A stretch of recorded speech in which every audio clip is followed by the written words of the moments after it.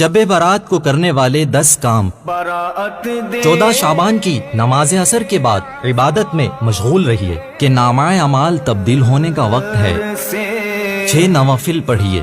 15 شعبان کی مغرب کے فرض و سنت وغیرہ کے بعد 6 رکعت نفل 2 رکعت کر کے اس طرح ادا کیے جائیں کہ پہلے 2 رکعتیں درازی عمر بالخیر، دوسری 2 رکعتیں بلاؤں سے حفاظت اور تیسری 2 رکعتیں صرف اللہ تعالیٰ کا محتاج رہنے اور غیروں کی محتاجی سے بچنے کی نیت سے ادا کریں کہ برکتوں سے مالا مال ہو جائیں گے۔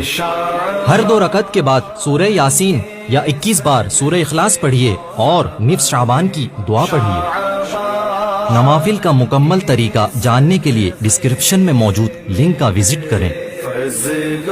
بیری کے پتوں کے ساتھ غسل کیجیے کہ پورے سال جادو سے حفاظت رہتی ہے۔ قبرستان جا کر فاتحہ پڑھیے کہ 15 شعبان کی رات قبرستان جانا مردوں کے لیے سنت ہے۔ صلاۃ التسبیح پڑھیے کہ اس کا بے انتہا ثواب ہے۔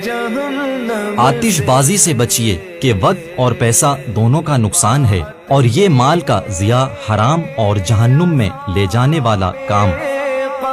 اس دن کا روزہ رکھیے کہ روحانیت کی پروان کا ذریعہ ہے۔ حضور صلی اللہ علیہ وسلم نے فرمایا، رمضان کے بعد افضل روزہ رمضان کی تعظیم کے لیے شعبان کا روزہ رکھنا ہے۔ تمام گناہوں سے توبہ کیجیے کہ چند گناہ ایسے بھی ہیں جن کا کرنے والا اس رات بخشا نہ جائے گا کہ اس رات تمام اعمال اللہ تعالیٰ کے حضور پیش کیے جاتے ہیں۔